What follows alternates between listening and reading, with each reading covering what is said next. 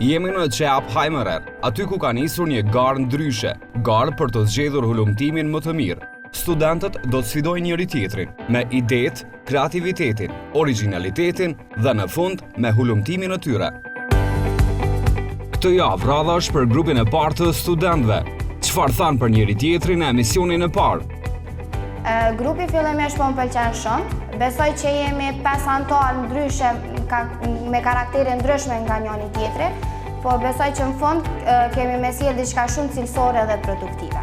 Hillari me një emër Hillari me studiu logopedi, shumë mirë i shkon me vazhdu me studiu shkencat politike.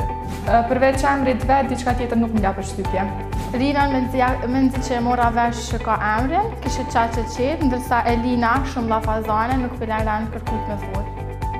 A do të mund t'ja dalin ky grup që të punojnë bashkë me gjithë këto kundërshtima? 5 personalitetet të ndryshme në një grup të vetëm, cili do t'jetë rezultati i këtij bashkëpunimi. Jemi vetëm në ditën e parë të punës për këtë grup.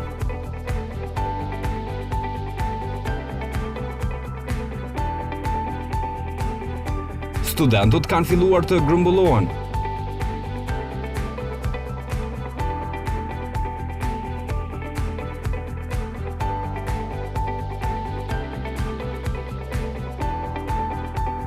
Dhe jo gjithçka ka filluar si duhet.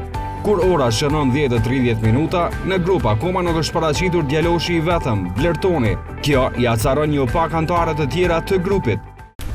Ama nëse dita e mirë shihet në mëngjes, vaj hallet e neve. Ata thasën telefon. Po i shkon mirë me thirr, me thumim ku ma shumë. Okej, po e thras po.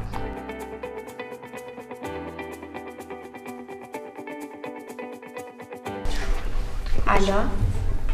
Ku je Blerton? Qysh? Me të prit veç ty nuk është në rregull, hajde ma shpejt. Tonk. Qa është ta që vi? Po në si gjithmonë, me vones. Ta është vonohet prap edhe një 10-15 minuta.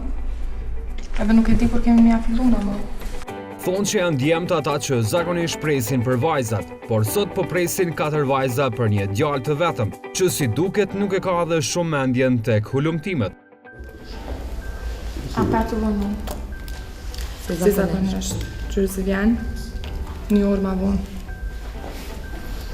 Edhe pa që zvonohet.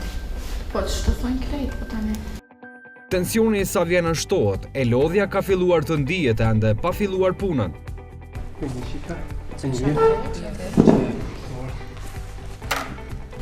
Qka bune dhe i tash? Në rrugë zolloj e kolon dhe se erda. Muj mi orrejt, po më ka dollë kejt për mendve. Jo që këm pas në punë të rëndësishëm, po dollja me një femën me pi kafe e i kisha arru kejt hulumtimet. A më por zotin, mësë ju kalzoni atyve. Pakënaqësia është goxha e madhe dhe kritikat nuk ndalen për Blertonin. Ani shpresojmë që kjo ka më konvenisa e fundit që e ke vut. Okej, shpresoj. Kjo mund me qenë gjithçka, më ju fillem i mirë. Edhe na tash duhet patjetër me kompensu këtë kohë që e kemi humbur të vitë. Shpresojmë që e përgatit.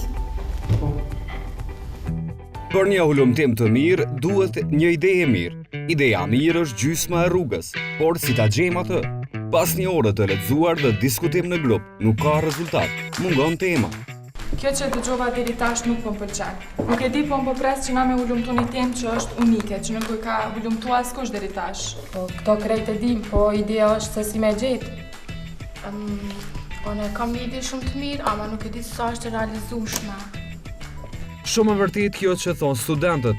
Do t'ishte mirë që të studionin diellin, por si të shkojmë atje?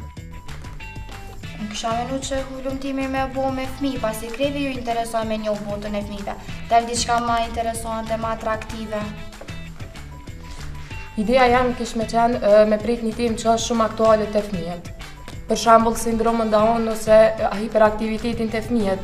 Ma mërmenja janë tema që ju interesojnë edhe të tjerëve. Hillari, unë nuk mendoj që sindroma Down është tema adekuate. Ka shumë hulumtime në krejt botën që janë bërë për këtë. Edhe unë po mendoj që s'kena qka me shtu në që të temë. Qa po mendon të Blerton, fol ti qka? Sinqeresht ma keni pështjellë kejt, nuk po di as shka me menu, për si pas juve as një tim nuk qenë ka e mirë. Po mendoj se kemi pak mos marrëveshje në grup. 5 veta jemi shumë, edhe secili ka mendimet e veta. Jemi shumë njerëz sipas mendimit tan, edhe secili ka mendime ndryshe dhe nuk mund me u përputh shumë njëri me tjetrin. Teksa diskutimi pa rezultat vazhdon, ja teksa vjen ideja që mund të ngjall shpresa. Atëherë po mendoj që mutizmi selektiv kishte më qenë tema më e përshtatshme. Unë jam student i ergoterapisë, nuk e di ason shka mutizmi. Mutizmi vlerëton është kur fëmia është i heshtur në situata të caktuara, po më kupton? Aha, okay. Mirë shumë, gjithashtu edhe belgzimi kish me qenë një alternativë, pasi që këto të dyjat janë shumë pak të ulëmtume në Kosovë. Perfekt, mu po më pëlqen shumë. Çka kishni thënë nëse kishmi ulumtu marrëdhënie sociale që i kanë këta fëmijë me bashkëmoshatarët e tyre? Po, shumë ide e mirë, shumica kanë probleme në shoqni. Besoni që për një marrë kam pëlqen që ke ide. Masë ju pëlqen këtë grupi, atëre mu ju bashkëngjitem. Po votojmë, pra. Okej, shumë. Qëtallë mënë së më pedore i heqë. Një o dy thot, a votojmë, a e bojmë ashtu, a e bojmë kështu. O kam shti me lanë këtë grupin ma mirë. Më në fund e zgjodhën temën, por çfarë tash? Është kjo një temë që vërtet ja vlen da do të vlerësohet nga juria. Pash që një nga grupet kishte zgjedhur si tematik mutizmin selektiv dhe bëlbëzimin, sa ndikojnë në shëndetin social. Në fakt shpresoj që mos të ketë probleme në shpërndarjen e pyetësorëve, në marrjen e dhënave, sepse mutizmi selektiv shpesh ngatrohet edhe me çrregullime të tjera siç është autizmi. Për këtë fakt, shpresoj që ata të jenë të gatshëm të ulumtojnë mirë, të nxjerrin të dhëna sa më të sakta. Një ndër elementet kryesor që do doja unë të theksoja është se çfarë është mutizmi selektiv. Mutizmi selektiv është një çrregullim anksioz, e cila karakterizohet edhe nga mungesa e të folurit. Pra do thotë që fëmia selekton apo përzgjedh ambientin ku nuk do të flasë. Ndërsa për pjesën e bëlbëzimit, janë vështirësi në të folur, që karakterizohen nga përsëritje e rrokjeve, përsëritje e tingujve, ndalesa deri në bllokime. Por grupi do të hulumtoj marrëdhëniet sociale që kanë fëmijët me bëlbëzim dhe ata me mutizëm selektiv.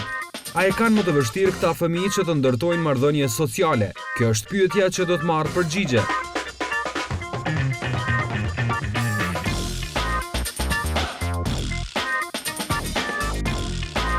Një hulumtimi të mirë i duhet një hyrje e mirë dhe mirë e argumentuar. Tashmë studentët janë vendosur në sallën e leximit. Aty ata po hulumtojnë intensivisht për temën. Edhe vlerëtonit ka filluar që t'i pëlqejë ajo që po bëjnë. Paragjykimet janë të shumta për mutizmin selektiv. Studentët po ja dalin për mrekulli që të identifikojnë të gjitha. Këto janë thjesht shumë mite që karakterizojnë mutizmin. Unë po gjej shumë paragjykime për ta. Për shembull, njëri prej tyre thotë që fëmijët me mutizëm kanë i rriten zakonisht në mjedise traumatike, sikurse që thuhet që edhe fëmijët me mutizëm selektiv kanë një inteligjencë nënmesatare. Gjithashtu edhe unë e gjeta që deri vonë që kam mendu gabim që mutizmi është një formë e autizmit. Shpresoj që kemi me kontribu në qartësimin e këtij çrregullimi të folurit. Unë jam shumë e kënaqur, nëse krejt punojnë, atëherë shumë mirë është puna. Grupi ka arritur të identifikojë një varg paragjykimesh për mutizmin selektiv dhe bëlbëzimin. Kësaj, studentët ndihmojnë që të qartësohen keqkuptimet për këto vështirësi në të folur dhe për vetëdijesimin e qytetarëve rreth tyre. Edhe për bëlbëzimin ka shumë paragjykime, unë kam gjetur një fakt shumë interesant, ku në një artikull shkruan që disa fëmijë mund me ka përcy bëlbëzimin prej moshës 7 deri në 8 vjet, por një në 100 fëmijë mund me mbet, për 1 deri te 100 fëmijë mund me mbet me bëlbëzim për gjatë gjithë jetës. Unë po ashtë ma shumë se 70 milione njerëzë bëlbëzojnë botë, po zakonisht njerëz që bëlbëzojnë janë të jashëm kur të ndorë. Kemi po ashtu edhe shumë të famshëm që janë bëlbëzues, si Mark Antony, Marilyn Monroe, Nicole Kidman, Ed Sheeran, edhe disa aktorë tjerë. Të gjithë po punojnë me zell, vetëm njëri është më i tërhequr dhe më i qetë. Për të, nuk janë kursyer kritikat, por ka një moment kur edhe ai zgjohet. Masjali më karon qoftë edhe kontributin. Njerëzit që bëlbëzojnë janë më inteligjent edhe kanë mundësi që shumë ma shpejt me mësu gjullë të huja sa njerëzit e tjerë, po ashtu edhe ka një fjallor më të pasur. Sot për herë të parë kom dëgjuar një fjali me vlerë prej tij, fillimisht pata mendu që ai djalë ka ardhur gabimisht në grupë dhe pyetja veten se çka ka ai lidhje me hulumtime. E tash, ajo që do t'i shtojmë literaturës është që të shohim se si ndikon belbëzimi dhe mutizmi në shkallësitë sociale, por si do të realizojnë planin e tyre ky grup. Kjo është dita kur ata duhet të vendosin, por Diçka po mungan, surprizë, Blertoni prap vonë është. Ai garantisht në gjohën se tu pi kafe. E nani jo këtë për ideja të hulumtimit, a Blertoni del të në kafe në vajza. Garant tash është të pi kafe dhe ty thonë, këshërëm, me mu kemi konë gjithmonë e lumtur, ta premtaj këta. Sinqerisht nuk po munde me kuptu. Ndoshta në gjitha grupe ndodh që dikush me u vënu e dikush me qenë i papërgjegjshëm, po t'isha vetë unë, ai me sot i kishte dhënë fund aventurës në zyrën për hulumtime. ja ku vjen edhe Blertoni. Ai ka një sqarim të mirë për vonesën dhe një përgjigje simpatike për kritikat. Vajza, mos u bani nervoz. Duhet të ketë një balancë mes dashurisë edhe mësimit. Nuk shkon vetëm mëse. Por hajde vazhdojmë me bëjmë hulumtimin se jam shumë i motivuar me kry këtë hulumtim. Shqyr që jam djallë, të qikat me njerë pa carohen. Studentët tani po zgjedhin mostrën, po vendosin se kënd të anketojnë, fëmijët, prindrit apo mësuesit, apo ndoshta të gjithë. A më tregon dikush ka ndodhë? Mirë pra atëherë, na sa fëmijë kena mi marrë, unë kisha thonë 200. Jo, 200 janë shumë, besoj që 100 janë tamam. Okej, mirë 100 janë tamam, po që shkena mi përzgjedh fëmijët. Mendimi jam është që me i përzgjedh në mënyrë rastore disa shkolla dhe me realizu hulumtimin. Unë po mendoj që ma mirë kishim zgjedh fëmijët me moshë adoleshente, masi që adoleshentë bashkë në qëtë kohë e zhvillojnë marrëdhëniet e tyre me bashkëmoshë, ato ti shkojnë mirë mu fokusu në ta, që po menoni jo? Shkolla ti përzgjedhin, po ai kishte marrë nxënësit me që janë klasë 9 apo 8-ën. S'po di, ndoshta prej klasës 6-7 e manalt është mirë. Prej klasës 7 deri te 9 janë shumë super tamam. Edhe unë po pëlqen që kjo. Ndoshta i shkollë mirë me ja drejtu mësimdhënësve dhe nxënësave, se kanë lidhshmëri me njëna tjetrën. A mo do të edhe prindrit mja bo një pyetësor. A di qka, ma mirë po konsultome me profesorin Florian për që të punë. Okej, bon.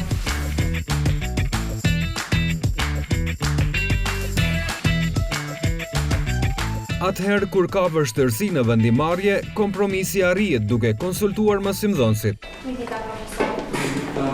Si, a e mirë?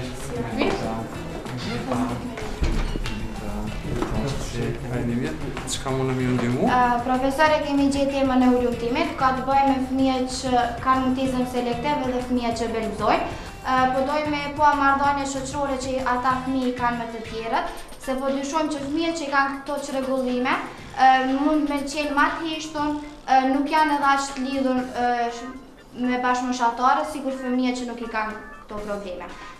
Deshëm me u konsultu me ty, kënë me pyet, fëmijët, mësimdhënësit apo prindërit? Pare po pëlqen ideja shumë e hulumtimit, ju kisha përgëzuar shumë për ide. Sa i përket mbledhjes dhonave, kishte me qenë mirë me mbledh dhonat për tribulinëve. Me thonë edhe prej prindve, edhe prej mësimdhënësve, edhe prej fëmijëve. Tu e ditë që fëmijët kanë një raport shumë intenziv me të dy palët, si me prindët, si me mësimdhënësit. Këshillat e mësimdhënësit kryen punë, studentët zgjedhin problemin dhe vazhdojnë punën. Edhe ju profesor, faleminderit shumë. Okej, pra, kjo punë u kry, nga kam bejt veç me përzgjedh se s'na qytet e pi përzgjedhim shkolla. Kishte me qenë mirë me i përzgjedh disa në Gjilan edhe në Prishtinë. Shumë mirë, masi na kinave që e kina caktu që 100 fëmijë atëherë në Gjilan në Prishtinë kish me qenë shumë mirë. Shumë mirë. Ju uroj suksese. Faleminderit. Duke qenë se na duhet të ruajmë konfidencialitetin e të anketuarve fëmijë, ne ju sjellim disa intervista me qytetarë të rëndomtë, sa din ata për mutizmin.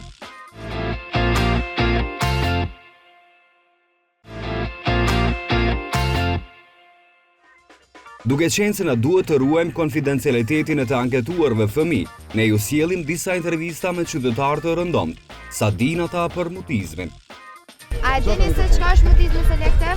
Kush? Mutizmi selektiv. Jo, nuk e di. Po, faleminderit. Më falo, a gjabën e pyetja? A dini se çka është mutizmi selektiv? Ja, Më falo, a gjabën e pyetja? faleminderit. Jo të gjithë qytetarët janë bashkëpunues dhe të shumt janë ata që refuzojnë të flasin, ashtu siç ndodh në çdo anketim. A bëni pyetje? Tema. Për mutizmin selektiv, a dini çka është mutizmi selektiv? Po lojsh. A dini se çka është mutizmi selektiv? A bëni pyetje? Lidhe me çka? A dini se çka është mutizmi selektiv?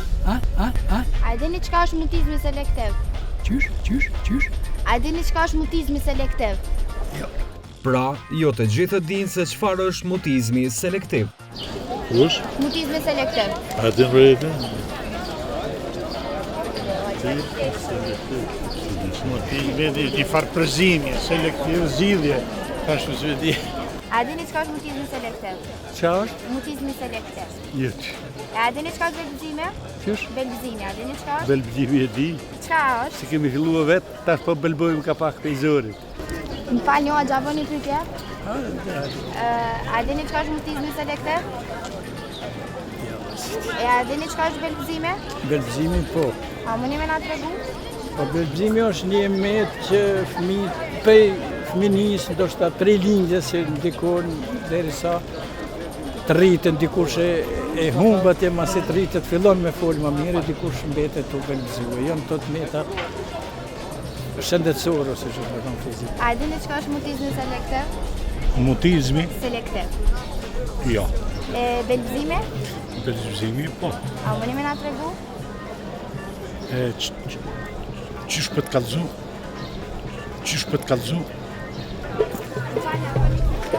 bëni pyetje? A bëni pyetje? A dini çka është mutizmi selektiv? Si jam e Kosovës, më. A dini çka është? Jo. A dini çka është belgëzimi?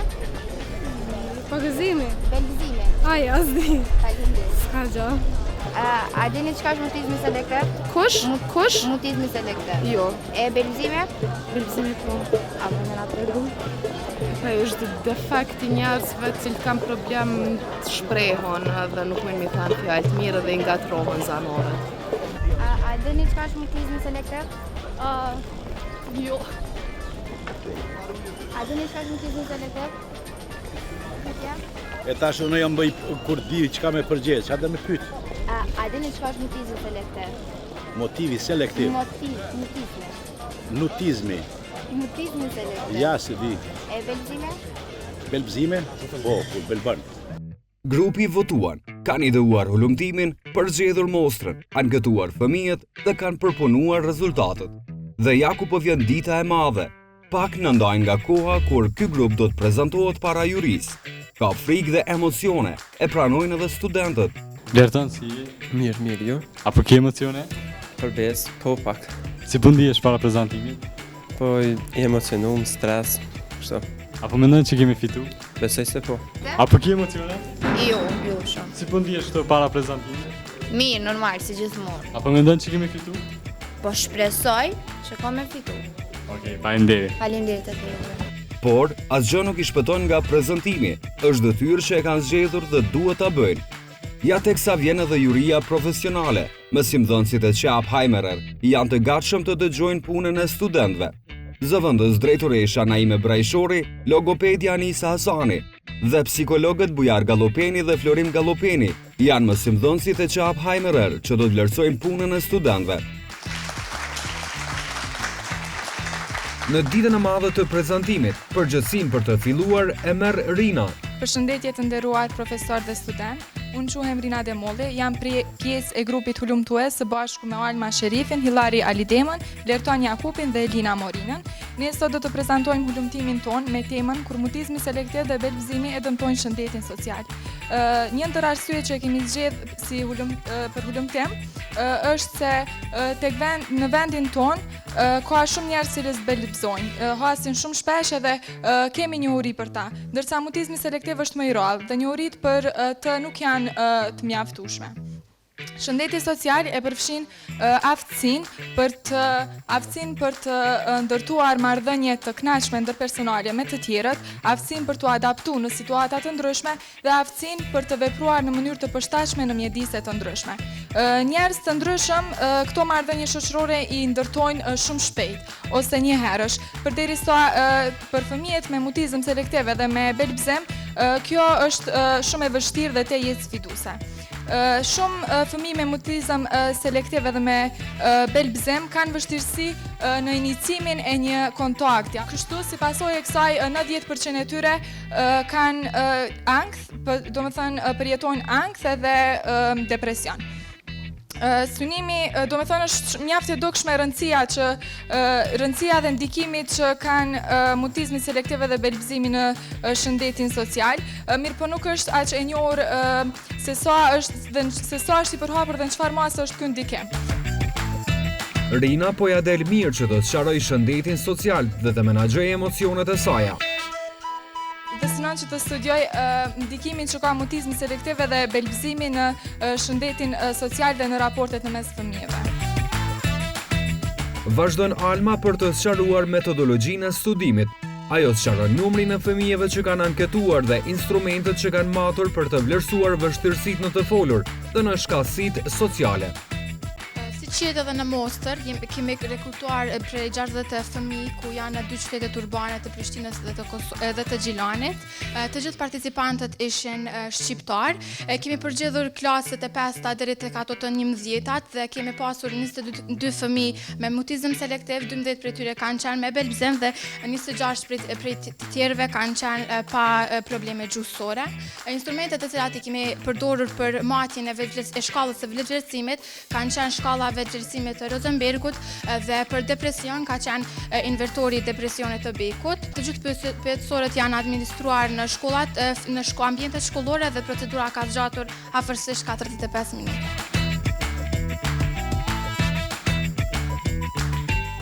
Vazhdon Hilari, asaj i ka mbetur një detyrë vështirë, ajo e rezultateve. Si qihet edhe në grafikone, kanë vështirësi të komunikojnë me bashkëmoshatarët e tyre, 36% të fëmijëve me mutizëm selektiv, 47% të fëmijëve me belbzim edhe 76% të fëmijëve me zhvillim tipik. Siç mund të shihet edhe nga grafikoni që kanë përgatitur studentët, fëmijët me mutizëm selektiv dhe ata me belbzim e kanë më të vështirë që të ndërtojnë raporte shoqërore me të tjerët dhe shumë rrallë inicojnë kontaktin e parë. Vetëm 1/3 e fëmijëve me mutizëm selektiv dhe rreth gjysma atyre me belbzim inicojnë kontaktin e parë me të tjerët dhe hynë në raporte shoqërore me fëmijë apo të rritur që i takojnë për herë të parë. Po kështu, fëmijët me mutizëm selektiv dhe ata me belbzim e kanë të vështirë që të ndërtojnë një marrëdhënie të mirëfillt me profesionistët shëndetësor, si dentisti. Siç shihet edhe nga grafikoni, përderisa kontaktin me dentistin nuk e kanë problem fëmijët me zhvillim tipik. Një gjë e tillë paraqet problem për gjysmën e fëmijëve me mutizëm selektiv dhe rreth 30% e fëmijëve me belbzim. Po kështu është e qartë nga grafikoni, por edhe nga analiza konkluduese që kanë bërë studentët, se fëmijët me mutizëm selektiv dhe ata me belbzim e kanë më të vështirë që të flasin dhe shprehin mendimet e tyre në shkollë. Vetëm rreth 30% e fëmijëve me mutizëm selektiv dhe gjysma atyre me belbzim do të shtronin pyetje për mësimdhënësin, nëse kanë diçka të paqartë. Siç thotë edhe Hilari, kjo tregon për vështirësi të vërteta që kanë fëmijët me belbzim dhe ata me mutizëm selektiv, për të krijuar marrëdhënie të duhura sociale me të tjerët. Kjo pengon pastaj edhe progresin akademik të fëmijëve në shkollë dhe mund të jetë një sfidë jo vetëm për fëmijën, por edhe për familjen dhe mësimdhënësin. Andaj, grupi vërtet ka bërë një punë të mirë me këtë hulumtim, duke treguar që shoqëria dhe në veçanti institucionet si familja dhe shkolla duhet të kenë kujdes në trajtimin e fëmijëve që kanë vështirësi në të folur. Vlertoni tashme ka radhën që të bëjë përfundimin. Ky studim tregon se fëmijët kanë çrregullim në të folë dhe ata kanë nevojë për ndihmën e psikologut dhe logopedit. Gjithashtu ata kanë nevojë edhe për ndihmën e profesionistëve shëndetësor për t'i kaluar pengesat dhe sfidat. Gjithashtu edhe për me ndërtu marrëdhënie sa më të shëndosha me të tjerët. Rezultati i këtij studimit mund të ndihmojë si bazë e mirë për të zhvilluar programe që ndihmojnë fëmijëve të përmirësojnë jo vetëm aftësitë të folurit, mirë po ashtu edhe në shëndetin e tyre social. Elina e përmbyll me disa rekomandime dhe këshilla të vlefshme. Duke pas parasysh sfidat dhe pengesat që i hasin fëmijët që belbzojnë apo kanë mutizëm selektiv, ne ju rekomandojmë që të shmangni këshillimin, çortimin apo kritikimin ndaj këtyre fëmijëve, shmangje e tipit fol se tjerët po të dëgjojnë, të respektoni kohën e latencës me të cilën nënkuptojmë një kohë pak a shumë të gjatë apo të shkurt ndaj të cilës një presim përgjigje, të reduktojmë numrin e pyetjeve ndaj fëmijëve që belbzojnë apo kanë mutizëm selektiv, të lavdërojmë këta fëmijë, të fokusohemi në aspektin se çfarë fëmia po thot dhe jo mënyra se si po e thot, të ndjiqen seanca terapeutike me logopedin apo psikologun me qëllim që të evitohen këto raste dhe e fundit për më e rëndësishmja pranoni fëmijën tuaj ashtu siç është.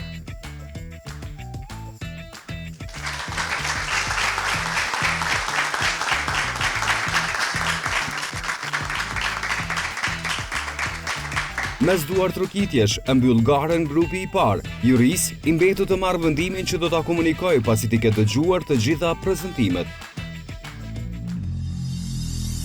Javën tjetër na pret grupi tjetër. 5 studentë të tjerë presin të tregojnë të gjeturat e ulëmtimit të tyre.